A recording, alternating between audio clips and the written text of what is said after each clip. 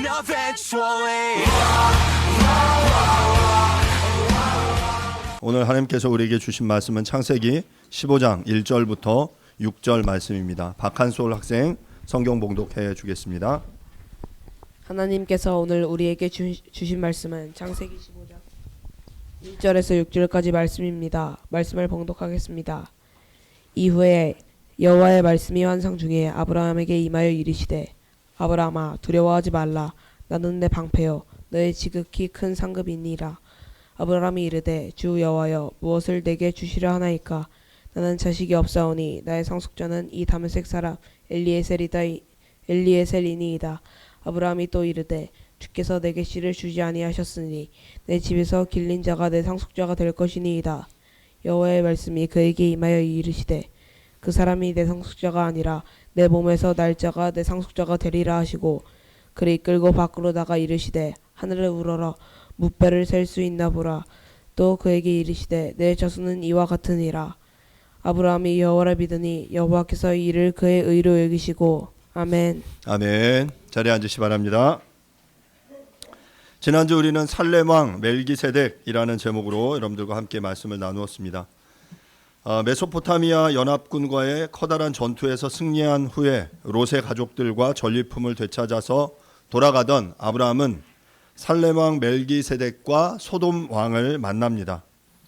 이 살렘왕 멜기세덱은 매우 신비로운 인물로 이 사람이 실존 인물인지 아니면 천사인지 아니면 영적인 존재인지는 명확하지 않습니다. 하지만 그는 신약의 히브리서에서 예수 그리스도의 대제사장직을 예표하는 매우 중요한 인물입니다. 살렘 왕은 아브라함을 축복하고 아브라함은 자신의 전투에서 얻은 전리품의 10분의 1을 그 살렘 왕에게 바치게 되죠. 그리고 나서 이제 소돔 왕을 다시 만나게 되는데요. 그 소돔 왕을 만났을 때는 그 소돔 왕에게 그 남은 전리품을 돌려줍니다. 왜 그 돌려줬냐면 이 전투를 통해서 하나님께서 함께 하셨음을 고백하는 믿음의 행위죠. 자신이 취한 부가 소돔 왕을 통해서 나왔다라는 소식을 이야기를 듣고 싶지 않아서 지금 이 전리품을 돌려주게 되죠. 계속해서 이 아브라함의 이 사건 이야기들을 통해 여러분들과 나누고 싶은 것은 아브라함이 여러 사건과 여러 행동들을 통해서 그의 믿음이 한 단계 한 단계 성숙하고 발전하고 있다라는 것입니다. 그 이전에는 그렇게 행동하지 않았을 텐데 이제 하나님과의 어떤 관계와 경험들이 쌓여가면서 이제 아브라함이 아브라함으로 성장해 가고 있는 것을 우리는 보게 됩니다. 오늘 함께 볼 이 창세기 15장 본문은 아브라함 언약으로 알려지는 매우 중요한 본문입니다. 오늘 여러분들과 15장 1절부터 6절 말씀을 통해서 아브라함 언약이라는 제목으로 함께 말씀을 나누도록 하겠습니다. 여러분 나눠드린 그 주보에 제가 15장의 대칭 구조를 이렇게 그려 놓았는데요. 창세기 15장은 하나님께서 인간의 언약 속에 자신을 묶으시는 순간입니다. 이를 통해 결국 이 언약을 통해서 하나님께서 아브라함에게 내가 너에게 약속하신 자녀를 허락하겠다, 또한 내가 너에게 땅을 허락하겠다라는 것을 이야기해 주시는데 이 15장 그 대칭 구조 속에 보면 저희가 오늘은 1절부터 6절까지 본문을 보게 되는데요. 이 6절을 중심으로 해서 이 ABC, A 프라임, B 프라임, C 프라임이 이렇게 대칭적으로 배치되어 있는 것을 볼 수 있죠. 1절에서 하나님의 약속을 이야기해요. 나는 누구다. I am 방식으로 내가 누구인지를 그에게 이야기하면서 두려움과 보상에 대한 약속을 하시는 장면이고요. 마찬가지로 7절에서 또한 하나님께서 이 가나안 땅에 대한 약속을 그에게 허락하십니다.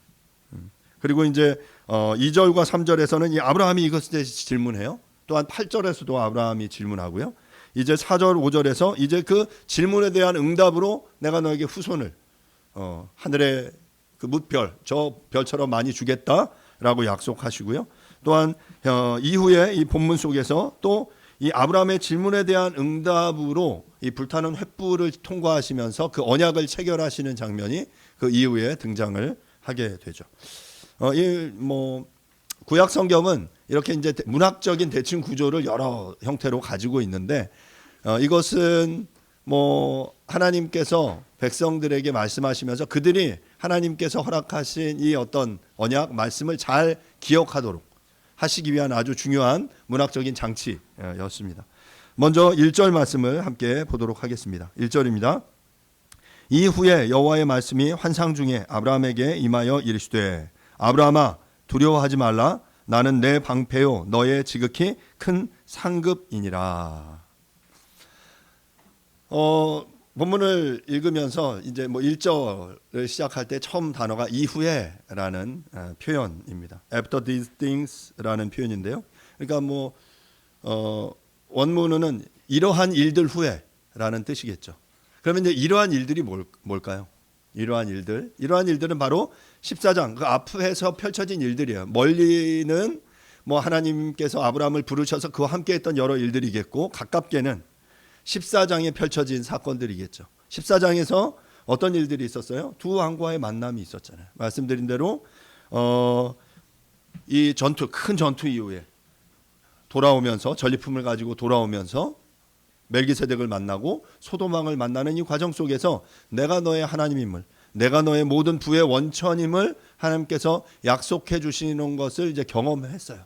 그리고 나서 이후에 이제 15장의 본문이 이어지고 있다. 그러니까 연결하는 14장과 15장을 연결하는 매우 중요한 포인트다라는 것을 보게 되죠. 자, 그런데 우리가 이 1절의 본문 속에서 또 하나 이제 얻을 수 있는 정보는 지금 아브라함의 상태가 어떻습니까? 아브라함의 상태가 어떻죠? 1절에 보면 두려워하지 말라라고 말씀하시는 거 보니까 어떻고 있어요? 지금 두려워하고 있다는 거죠. 두려워하고 있어요. 왜 두려울까요? 아브라함은 왜 지금 이 상황에서 두려울까요? 그러니까 큰 전투를 마치고 돌아왔어요. 그리고 이제 소돔 왕과 멜기세덱도 만났지만 이 전투 이후에 보복할 것에 대한 두려움이 있는 거예요. 실제적인 두려움들이. 큰 승리를 이루었지만 이제 돌아오는 중에 아마 이제 패전한 이 메소포타미아의 군인들이 아마 그 패전 소식을 알렸겠죠. 그러면 그 강대국들이 돌아와서 혹시 자신을 향해 보복하지 않을까라는 그 두려움이 그에게는 존재했을 겁니다. 또 하나 그가 두려워했던 또 하나의 이유는 아마 이 본문 속에서 명확하게 드러나지 않는데 이후의 약속 속에 보면 하나님께서 그에게 약속하신 것들이 있어요. 부르시면서 그 자손을 창대케 하겠다라는 약속을 주셨는데 지금 현재 시점에 아브라함은 어떤 상태예요? 아직 그 약속이 실현되지 않았어요. 여전히 하나님은 자손을 창대하게 하겠다라고 말씀해 주셨지만 여전히 그 약속이 이루어지지 않는 것에 대한 그런 어떤 두려움이 이 아브라함에게 있었을 것이다라고 생각이 듭니다. 여러 가지가 겹쳐 있을 거예요. 지금 전투에서 돌아와서 여러 만남을 하고 막 강행군 이후에 몸이 피곤하고 힘들었을 수도 있어요. 그래서 그의 어떤 이 환상 중에 그 피곤한 그 상태에서 꿈으로 나타났는지 어떻게 나타났는지 모르지만 환상 중에 하나님이 나타나십니다. 그리고 나타나셔서 그에게 말씀하시는 거죠. 뭐라고 말씀하시냐면 아브라함아 두려워하지 마라. 내가 너의 방패고 내가 너의 지극히 큰 상급이다. 지금 여러분 방패라는 건 뭡니까? 막아주는 거예요. 그렇죠? 쉴드예요. 외부의 여러 공격으로부터 막아주는 거예요. 하나님이 어떻게 하겠다? 내가 너를 막아주겠다. 여러 두려움, 여러 외부의 공격들 그런 것들이 있을 텐데 내가 너의 방패다. 그리고 내가 너의 지극히 큰 상급이다.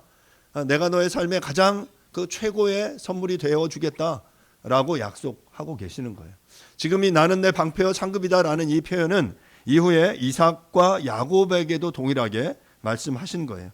창세기 26장 24절과 46장 3절에 이삭과 야곱에게도 하나님께서 나타나셔서 두려워하지 말 것을 내가 아브라함과 함께한 것에 대한 약속을 너에게 이루겠다라는 약속을 하고 계십니다.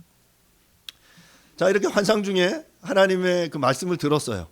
자, 그 이후에 이제 아브라함의 반응은 무언가 또 하나님 앞에 질문해요. 2절과 3절인데요. 아브라함이 이르되 주 여호와여 무엇을 내게 주시려 하나이까? 나는 자식이 없사오니 나의 상속자는 이 다메섹 사람 엘리에셀이니이다. 아브라함이 또 이르되 주께서 내게 씨를 주지 아니하셨으니 내 집에서 길린 자가 내 상속자가 될 것이니이다. 자, 하나님이 내가 방패고 내가 상급이다 라고 얘기하셨는데 지금 아브라함의 반응은 뜨뜻미지근해요. 그의 반응은 우리가 볼 때는 그러니까 하나님의 말씀 믿어야죠. 예, 주님 나의 방패 되셔서 감사합니다. 나의 상급이 되어 주십시오라고 바로 그렇게 하기를 바라고 그것이 좋은 믿음이라고 여기는데 아브라함은 지금 그렇지 않아요. 하나님께 또 질문해요. 하나님, 근데 내가 생각할 때 지금 여전히 나에게 자식 안 주셨잖아요. 그래서 지금 내가 생각했는데 내 종 중에 다메섹 사람 이 엘리에셀을 내 상속자로 삼겠습니다. 왜냐하면 하나님이 당신이 나에게 씨를 주지 않으셨기 때문입니다. 라고 이야기를 하고 있는 거죠. 그러니까 저는 아브라함의 이런 모습이 어떻게 보면 우리의 성정과 굉장히 있다라는 생각을 합니다. 하나님의 약속을 듣고 아멘으로 바로 화답한 게 아니라 지금 그는 자신의 현실을 당장 바라보면서 지금 자신에게는 자식이 없고 법적으로는 이 종을 나의 상속자로 삼는 것이 가장 최선의 방책으로 보인다라고 하나님 앞에 솔직하게 이야기를 하고 있는 거죠. 엘리에셀이라는 이름의 뜻은 하나님은 도움이시다라는 의미입니다. 그는 아브라함에게 아주 신뢰를 받는 종이었습니다. 아브라함은 지금 여러 어려움들 속에서 이제 부유해졌죠. 그리고 그 집에 여러 종들이 있었을 거고 그 중에 그가 가장 아끼는 종이 바로 이 엘리에셀이었을 것입니다. 정확하지는 않지만 창세기 24장에 보면 이제 아브라함이 한 종에게 늙은 종에게 명령을 줘서 이삭의 아내를 찾아와라라는 명령을 줍니다. 그리고 그 종은 이제 하란까지 가서 이제 라헬을 데리고 오죠. 그 종이 누구였을까?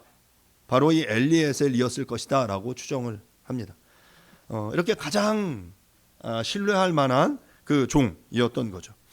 당시 주전 2000년대경에 제작된 것으로 보이는 누지 토판에 의하면 당시에 자식이 없는 사람들은 종들 중에 하나를 택해 양자로 삼고 그에게 모든 재산 상속권을 주는 것이 당시의 풍습이었습니다. 아브라함은 이 풍습에 따라 그의 종이었던 다메섹 엘리에셀을 상속자로 지명했던 것으로 보이죠. 그러니까 지금 아브라함에게 있어서 그가 한 어떤 이 선택은 그의 결정은 어쩌면 아주 이 현실에 입각한 그런 결정이었어요. 하나님으로부터 상급을 기대하고 싸움의 승리가 하나님께 있음을 알고 또한 모든 부의 원천이 하나님께로부터 왔다라는 것을 경험하고 믿음으로 고백했지만 그는 여전히 아직 하나님의 완전한 계획의 성취를 알지 못하고 있었던 것이죠. 그래서 아브라함은 여전히 인간적인 고민을 하고 있는 겁니다. 저는 이것이 우리의 모습이다라고 생각합니다. 우리들도 순간순간 하나님의 약속을 믿고 또한 고백하면서 또 그렇게 하나님 앞에 믿음의 고백을 올려드리지만 동시에 내가 처한 현실에 압도되어 인간적인 우리의 계획, 우리의 대비책을 세울 때가 있습니다. 이런 행동을 모두 믿음 없는 행동이다라고 말할 수는 없지만 하나님께서는 지금 아브라함을 다루어 가시면서 그를 믿음의 사람으로 키워 가시는 거죠. 자, 지금 이 아브라함의 응답에 대해서 이제 또 하나님께서 대응해 주세요. 이런 거 보면 하나님 굉장히 친절하세요. 우리 보통 아이들이 막 말대꾸하면서 막 질문하면 조용히 안 해? 막 왜 아빠가 말하는데 말 안 들어? 제 이야기 하는 거예요. 여러분 이야기 하는 거 아닙니다. 제 이야기 하는 거예요. 아이들이 뭐 이야기하면 그냥 큰 소리로 자녀들을 압도하려고 하죠. 더 이상 말대꾸하지 말고 아빠 말이니까 들어야지 하는 방식으로 우리가 반응합니다. 그런데 하나님께서는 분명히 더 그렇게 하실 수 있었을 거예요. 지금 이렇게 야 내가 너 이렇게 채우겠다라고 약속했는데 지금 뭐 인간적인 이런 계획을 세운다고 이런 믿음 없는 놈하고 뒤통수를 한 대 때려도 뭐 아무런 문제가 없을 텐데 하나님께서는 우리와 다르셔서 아주 친절하시고 아주 인내심이 많으시고 그래서 우리의 그 질문에 대해 하나님께서 우리의 미성숙함에 대해 또 응답하시죠. 4절과 5절입니다. 여호와의 말씀이 그에게 임하여 이르시되 그 사람이 내 상속자가 아니라 네 몸에서 날 자가 내 상속자가 되리라 하시고 그를 이끌고 밖으로 나가 이르시되 하늘을 우러러 무뼈를 셀 수 있나 보라. 또 그에게 이르시되 내 자손이 이와 같으리라. 굉장히 심플한 표현을 하고 계세요. 주님의 말씀이 다시금 임하서 하나님이 응답하시는 거예요. 엘리에셀이 너의 상속자가 아니야. 그리고 너의 몸에서 날 자가 너의 상속자가 될 거야. 너의 그 후손이 너의 몸에서 난 그 아들이 너의 상속자가 될 거야 라고 약속하시는 거예요. 그리고 나서 그냥 그렇게 끝난 게 아니라 이제 증거를 보여주시는 거예요. 그를 이끌고 나가셨어요. 밤이었던 것 같아요. 야, 너 저 하늘 봐봐. 저 무별을, 하늘의 저 모든 별을 쳐다봐봐. 그리고 묻습니다. 야, 너 저 별 셀 수 있어? 그랬더니 뭐라고 아브라함이 했을까요? 모르겠어요. 하나 둘 셋 계속 막 세다가 못 세겠는데요. 그래, 너 저 별 못 세겠지? 내가 너의 후손도 이렇게 많게 해줄 거야 라고 약속하시는 거예요. 이 본문이 아주 심플하죠. 그런데 여러분, 이 성경 속에 보면 이렇게 하나님이 아브라함에게 특별히 너의 자손을 이렇게 많이 주겠다라는 약속의 표현을 하시면서 세 가지 비유를 드세요. 13장 이전에 우리가 봤는데 땅의 티끌처럼 너의 자손이 많겠다. 그리고 오늘 본문에서 하늘의 무별처럼 많게 해주겠다라고 약속하시고요. 22장에 보면 또한 하늘의 별과 바닷가의 모래처럼 많게 하겠다라고 표현해 주세요. 여러분, 하나님이 왜 이런 표현을 하셨을까요? 땅과 하늘과 바다, 그 우주, 이 자연 속에서 펼쳐지는 모든 것 속에서 가장 많은, 셀 수 없는 모든 것들을 보여주면서 땅의 티끌처럼, 하늘의 별처럼, 바다의 모래처럼 너의 자손이 저렇게 많을 거야 라고 약속해 주시는 거예요. 이어서 이 비유는 단순히 아브라함에게만이 아니라 이삭과 야곱에게도 이어집니다. 이삭에게도 26장 4절에 하늘의 별과 같이 많겠다라고 약속하시고요. 야곱에게도 땅의 티끌같이 바다의 모래같이 많겠다라고 28장과 32장에서 이 약속을 하고 계시는 거죠. 그러니까 지금 하나님께서 아주 인내하심을 발휘하시면서 또 아주 친절한 교사로 그가 보여줄 수 있는 가장 많은 숫자의 것들을 통해서 이렇게 너의 자녀가 많아질 거야 라고 이야기하고 계십니다. 제가 어제 이제 이렇게 설교를 다 이제 정리를 했어요. 오늘 아침에 이제 설교를 다시 한번 보는데 오늘 아침에 엉뚱한 질문이 하나 생각났어요. 여러분, 그러면 하늘의 별과 땅의 티끌과 바다의 모래 중에 뭐가 제일 많을까요? 뭐가 제일 많을까요? 땅의 티끌이 많을까요? 바다의 모래의 숫자가 많을까요? 아니면 하늘의 별이 많을까요? 예. 뭐 결국 이 뭐 당시의 성경의 기자의 초점은 셀 수 없이 많은 거야. 너 이거 셀 수 있어? 셀 수 없지? 이처럼 많을 거야 라는 뜻이겠죠. 근데 이제 이 질문을 더 이제 또 색다르게 접근해 보는 거예요. 뭐가 많을까? 그러면 진짜로 이제 생각을 해봤어요. 다음 사진을 한번 보여주세요. 여러분, 이 사진은 제임스 웹 망원경이 찍은 제임스 웹 딥필드라는 사진입니다. 2022년 7월 17일에 나사가 공개한 사진인데요. 이 제임스 웹 딥필드라는 이름은, 제임스 웹은 이 망원경 이름이에요. 그리고 딥필드는 저 아주 깊은 저 공간을 찍었다라는 의미에서 이제 딥필드라는 사진인데, 이 딥필드 사진을 잠깐 설명을 드리면, 이 이제 제임스 웹 딥필드가 처음 찍은 이런 딥필드 사진이 아니에요. 처음 찍은 사진은 그 다음 사진 보여주시면요. 1995년에 허블 웹 딥필드라는 사진을 찍었습니다. 1995년에 찍었는데 이 사진은 당시에 허블 망원경을 관리하던 연구소장이었던 로버트 윌리엄스가 다소 엉뚱한 제안을 해요. 여러분, 뭐 연구를 하려면 연구 질문을 하거든요. 그런데 이제 어떤 그 제안을 했냐면, 저 우주에 보이지 않는 한 지점, 아주 캄캄한 한 지점을 한번 이 허블 망원경으로 찍어보자라고 제안을 했어요. 그러자 모든 과학자들이 반대합니다.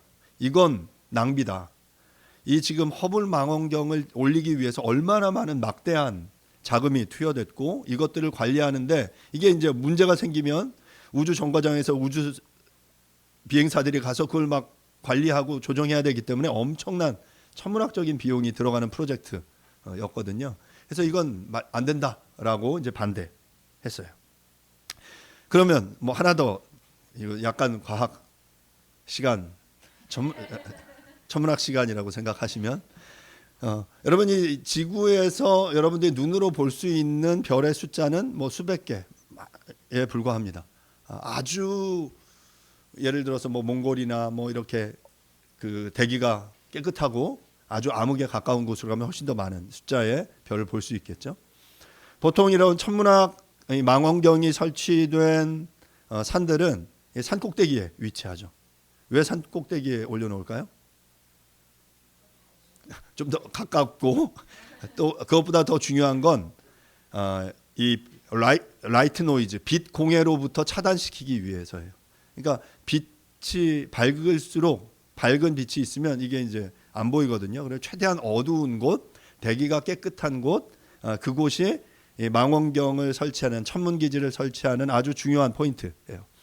그래서 과학자들이 점점 이게 좋은 포인트 높은 곳에 이런 망원경을 설치하고 그리고 이제 대구경 망원경을 이렇게 뭐 이렇게 직경이 수십 미터 거의 100m에 가까운 직경의 망원경까지 막 만들어서 우주를 찍었어요. 근데 이제 아무리 찍어도 한계가 있는 거예요. 자, 그러면 그 다음에 과학자들이 선택한 방법은 뭐냐면 가장 그러면 이 라이트 노이즈가 없는 곳은 어딜까 이제 찾았어요. 찾다가 그게 어디였냐면 우주예요. 우주로 망원경을 올리자. 이게 이제 허블 망원경, 허블 프로젝트입니다. 그래서 이 망원경을 만들어서 우주선에 띄워서 우주선 위에다가 이 허블 망원경을 만들어 올렸고, 그래서 그 허블 망원경이 이제 여러 이제 천문 프로젝트들을 수행을 했겠죠. 이 웨이팅 리스트가 그러니까 여기를 찍어주세요, 여기를 해주세요라는 각 전 세계의 그 과학자들의 웨이팅 리스트가 쭉 있는 거예요. 그런데 이 로버트 윌리엄스라는 연구소장이 그거 말고 아무것도 안 보이는 저 지점을 한번 찍어보자라고 하니까 이러면 이제 이 리스트를 물리치고 요 어디다가 이 프로젝트를 넣어야 되는 거잖아요. 다 이제 반대하는데 이 연구소장이 처음 이제 받아들여지지 않는 이 것들 속에서 자신의 재량 시간에 이 사진을 찍었어요. 그러니까 우주에 전혀 아무것도 보이지 않는 그 한 지점을 아주 작은 포인트를 이 허블 망원경으로 찍었습니다. 다음 그게 지금 이 사진이 아니 그 전 사진이 이 사진을 찍은 거예요. 아무것도 보이지 않는 지점을 허블 망원경으로 찍었는데 이 사진 안에 수많은 별들이 찍힌 거예요. 지금 우리의 눈에는 이렇게 보이지만 이 별들이 이 사진 안에 약 3,000개 이상의 은하가 이 안에 발견됐어요. 3,000개의 별이 아니에요. 3,000개의 은하가 지금 이 사진 안에 들어가 있다라는 거죠. 그래서 이제 천문학계가 발칵 뒤집혔어요. 이게 엉뚱한 이 질문에 응답했었는데 이게 엄청난 데이터가 결과가 나온 거죠. 그리고 나서 이 전 사진 보여주시면 2022년에 이 허블 망원경과는 비교되지 않을 정도의 성능을 가진 제임스 웹 망원경이 이제 우주에 발사됐고 여러분 뭐 라그랑주 포인트라고 들어보셨는지 모르겠는데 그 라그랑주 포인트 이 망원경이 위치하면서 지금 이 우주의 사진을 찍고 있는데 거기서 보내온 사진의 결과예요. 이 사진 속에 보면 뭐 우리의 눈에는 뭐 이렇게 여러 그냥 별들 많은 숫자들로 보이지만 과학자들이 하면 약 134억 년 전에 은하의 모습까지 찍혔다고 해요. 그러니까 지금까지 우리가 발견한 여러 은하 중에 가장 오래된, 가장 멀리 있는 은하. 그러니까 144억 년이면 빛이 134억 년 전에 만들어져 출발했던 그 빛을 지금 여기서 포착하는 게 되거든요. 그래서 이런 정보들을 보내왔습니다. 이 사진은 그러니까 지금 현재 그 제임스 웹 사진에 찍힌 이 데이터는 우리의 손에 모래 하나를 올려놓고 이렇게 찍어놓은 한 점에 불과한 그 위치를 찍었음에도 불구하고 이 엄청난 양의 은하계가 이 안에 들어 있는 거예요. 천문학자들에 의하면 뭐 이것 또한 정확하지 않지만 지금까지 최신의 결과를 기초해서 이 우주의 별의 숫자를 계산하면 7 곱하기 10의 22승계라고 말합니다. 이건 어느 정도냐면 지금 우리 은하, 우리가 속해 있는 이 태양계가 속해 있는 은하 약 6천억 개 정도의 별이 존재한다고 해요. 우리 은하에. 그런데 지금 이런 우주에 이런 은하가 몇 개 정도 있냐면 약 1700억 개 정도가 존재한대요. 그러니까 1700억 곱하기 6천억 의 숫자의 별이 존재한다. 여러분 별은 태양계의 별이 몇 개죠? 태양 하나밖에 없어요. 지구도 별은 아니에요. 그러니까 별은 스스로 빛을 내는 이런 존재여야 되죠. 태양계는 별 네, 이 행성은 그냥 빛을 내지 않는 그런 이렇게 천체고요. 별은 스스로 빛을 내는 그런 천체를 이제 별이라고 부르죠. 그러니까 이제 왜냐하면 이제 별로 스스로 빛을 내야 이게 관측 가능하기 때문에 이런 숫자가 7 곱하기 10의 22승계라고 말해요. 저는 그래서 아마 이 뭇별의 숫자가 가장 많지 않을까. 근데 이제 그렇다고 해서 티끌의 숫자와 바닷개 모라의 숫자를 제가 세보진 않았어요. 나중에 세신 분은 알려주시고요. 이렇게 뭇별을 보여주시면서 아브라함에게 알려주신 것은 말씀 이야기한 대로 엘리에셀이 너의 상속자가 아니라 너의 몸에서 난 자가 너의 상속자가 될 거야 라는 그런 하나님의 약속이었습니다. 자, 그런데 뭐 이후에 우리가 또 한번 보겠지만 아브라함은 여기서도 또 한번 실수를 합니다. 하나님이 약속하잖아요. 너의 몸에서 난 자가 상속자가 될 거야 라고 했더니 그러면 이제 너의 몸을 통해 태어난 자녀를 얻어야 되는데 아브라함이 어떤 실수를 하냐면 사레의 몸종 하갈을 통해서 자식을 낳죠. 이스마엘을 낳아요. 그러니까 분명히 그는 자신의 씨에서 태어날 거니까 뭐 소위 말하면 자신의 정자를 통해 태어난 자손이면 오케이라고 생각했나 봐요. 그런데 그게 아니라 그 사라를 통해서 하나님이 태어날 자손이 너의 진짜 상속자야라고 말씀하셨는데 이 부분에 대한 오해가 있어서 또 한번 실수하는 것을 이제 이후에도 보게 되죠. 결국 하나님께서는 그의 자손을 통해 그의 몸에서 태어난 씨를 통해 자손을 허락하겠다라고 약속을 하고 계시는 겁니다. 우리들도 어렴풋이 알고 있는 하나님의 약속의 말씀을 잘못 적용해서 우리 또한 실수할 수 있습니다.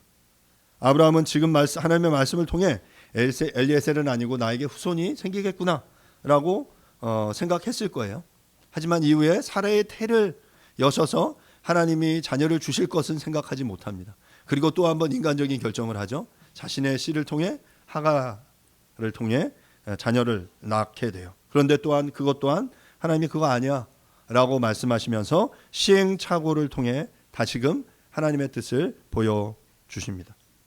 하나님은 우리의 연약함과 실수를 통해서 우리를 연단해 가시면서 그 하나님의 뜻을 우리에게 보여주십니다. 이 과정을 통해 아브라함은 점점 더 아브라함으로 변화되어 가고 있는 것이죠. 자, 이렇게 하나님의 약속의 말씀, 뭇별처럼 너의 자손이 많을 거야 라는 이 하나님의 약속의 말씀을 받은 이 아브라함의 반응이 6절입니다. 6절 함께 보겠습니다. 아브라함이 여호와를 믿으니 여호와께서 이를 그의 의로 여기시고. 여러분 이 본문 어디선가 많이 들어본 본문 아닙니까? 이 본문은 신약에 와서 이제 바울이 이야기하는 이신칭의 믿음으로 얻는 구원, 믿음으로 의롭다 칭함을 받게 되는 그것의 근거가 되는 이신칭의의 근거가 되는 매우 중요한 구절입니다. 구약에서 하박국에 등장하고요. 신약에 여러 번 바울을 통해 또 야고보서에서 이렇게 등장을 하죠.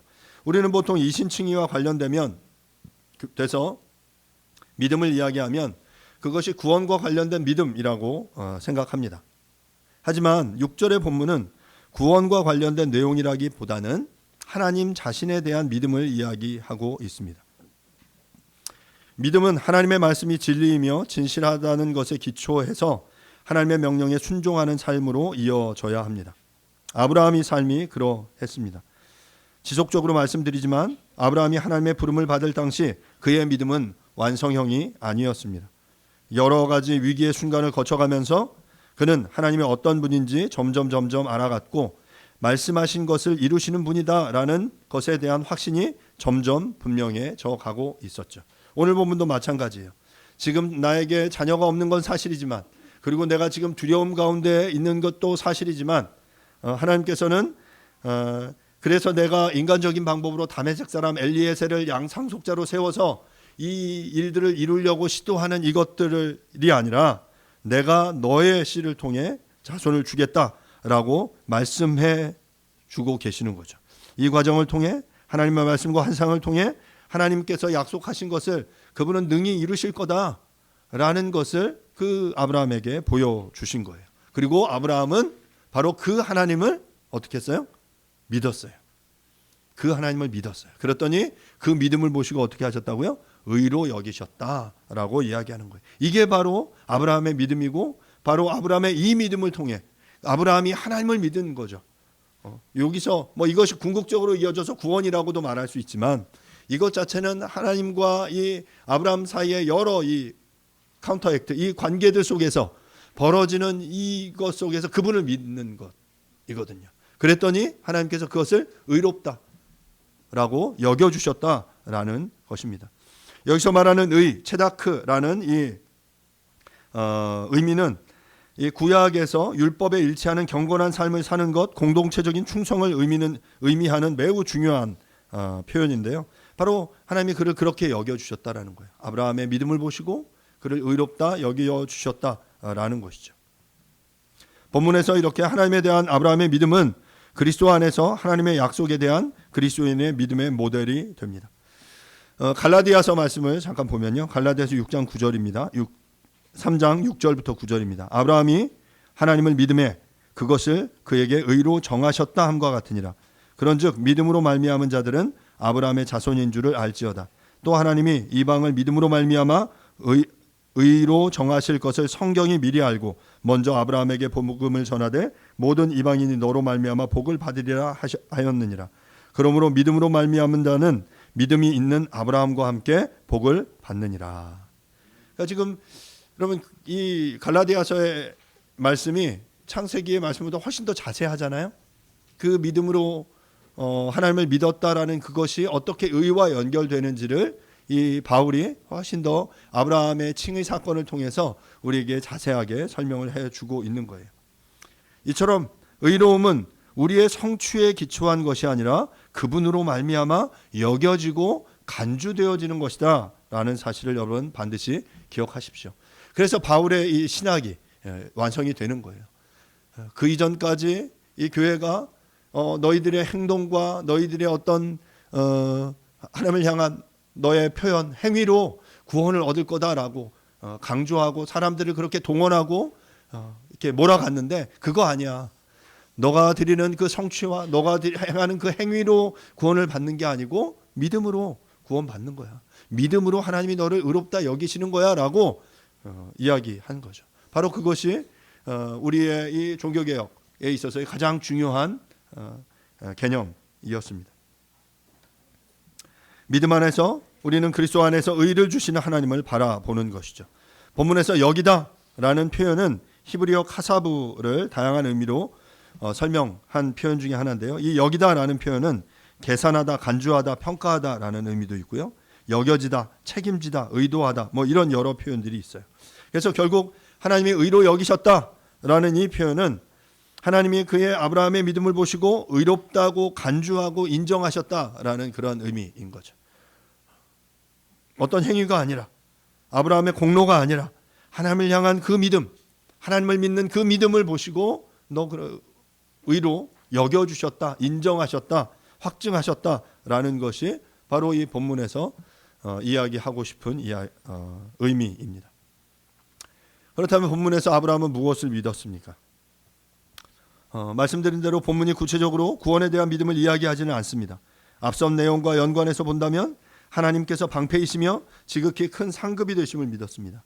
또한 지금은 자신에게 자녀가 없지만 그 자녀를 주시겠다라는 하나님의 약속을 믿은 것입니다. 그리고 하나님께서는 이 믿음에 대해 그것을 의로 여기셨고 그에게 실제로 약속을 성취하시죠. 이처럼 인정된 의는 축복의 근거가 되는 것입니다. 사랑하는 여러분, 우리들도 그렇게 그 하나님을 온전히 믿음으로 그 믿음을 통해 하나님의 의로 여김을 받고 그래서 그렇게 간주하시는 그 하나님으로 말미암아 우리의 삶 가운데 또한 하나님이 그렇게 채우시고 풍성케 하시는 것들을 경험할 수 있기를 간절히 바랍니다. 말씀을 마무리하겠습니다. 큰 전투를 마치고 돌아와 지쳐있고 두려움 가운데 있는 아브라함에게 하나님께서 환상 중에 나타나셔서 내가 너의 방패요 상급이다 라고 말씀하셨습니다. 이 말씀을 듣고도 여전히 아브라함은 하나님 앞에 질문합니다.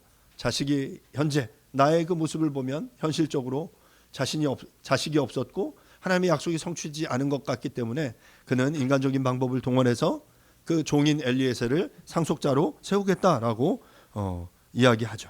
그러자 하나님께서는 그의 질문을 막지 않으시고 그 입을 함구하도록 명하지 않으시고 그를 이끌고 나아가셔서 하늘의 무뼈를 보여주시면서 너의 씨를 통해 낳은 자손이 저렇게 하늘의 무별처럼 하늘의 많은 별처럼 많아질 거야.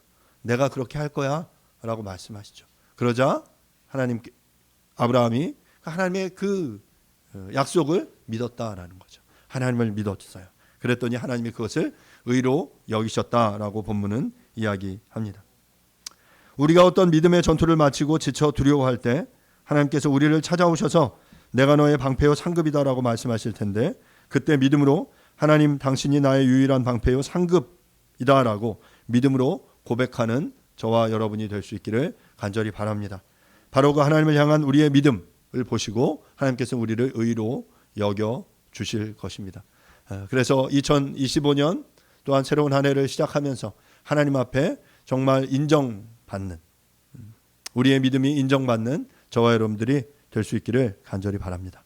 이 시간 함께 말씀을 생각하시면서 함께 기도하죠.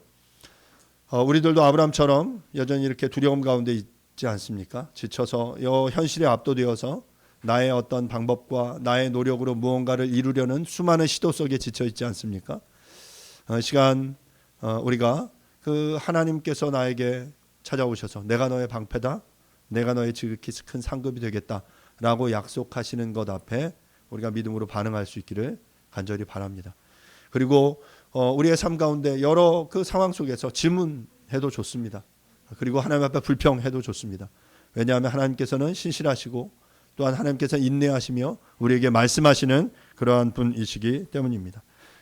그러할 때 하나님께서 우리에게 내가 너의 상급이다, 내가 너의 보장이 되겠다라고 약속하십니다. 그 하나님을 믿는 저와 여러분들이 될 수 있기를 바랍니다. 잠시 기도하죠. 하나님 주님의 은혜를 구합니다. 하나님 우리의 의지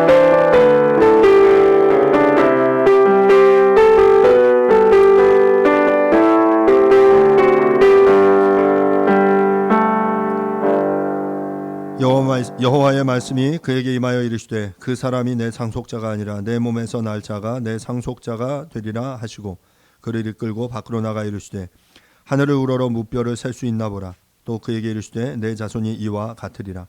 아브라함이 여호와를 믿으니 여호와께서 이를 그의 의로 여기시고. 예, 주님, 바랄 수 없고 볼 수 없는 그 상황 속에서 하나님께서 오셔서 또한 말씀해 주시고 내가 너의 상급이 되겠다, 내가 너의 방패다, 또한 내가 너를 통해 큰 민족을 이루겠다라고 약속하시며 큰 무표를 보여주십니다. 이 주님의 하나님의 약속에 의지하여 아브라함은 여호와 하나님을 믿었습니다. 그리고 그 믿음을 하나님은 의로 여겨 주셨습니다. 주님, 사랑하는 우리 더욱교회 모든 성도들 가운데 찾아와 주셔서 하나님 우리 가운데 그 하나님의 약속을 보여주시고 우리가 그 하나님을 믿을 수 있게 도와주십시오. 그 하나님을 향한 우리의 믿음을 보시고 하나님이 우리의 삶을, 우리의 인생을 의롭다 칭하시며 그래서 하나님을 따르며 하나님을 기쁘시게 하는 그 인생으로 우리 모두가 그렇게 살아낼 수 있도록 하나님 축복해 주시기를 주님 간절히 원합니다. 주님, 우리가 그 하늘의 별을 바라볼 때, 땅의 티끌과 바다의 모래를 바라볼 때 아브라함을 향해 주신 그 하나님의 약속을 기억할 수 있게 도와주십시오. 그 약속의 성취가 바로 우리들임을 우리로 깨닫게 해 주십시오. 또한 우리가 그 약속의 연장선 속에서 그 하나님의 약속을 이루어내는 하나님의 사람들 모두 다 되어줄 수 있도록 주님 역사하여 주십시오. 감사드립니다. 예수님의 이름으로 기도합니다. 아멘. 뉴시티 교리문답 4번 문화입니다. 하나님은 우리를 어떻게 왜 창조하셨습니까? 하나님은 자신의 형상을 따라 남자와 여자로 우리를 창조하셨습니다. 그것은 그분을 알고 사랑하며 그분과 함께 살아가고 그분을 영화롭게 하기 위해서였습니다. 따라서 하나님께 지음받은 우리가 그분의 영광을 위해 살아가는 것은 당연한 일입니다. 아멘. 아멘. Happen eventually.